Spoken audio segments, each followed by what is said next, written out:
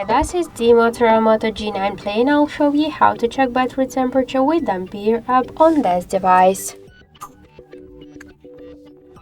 So we should get first the Ampere application from the Play Store. That's why open the Play Store and in the search will enter the Ampere.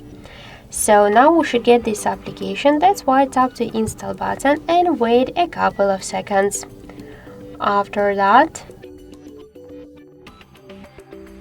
After the installing of the application, we should just open the app.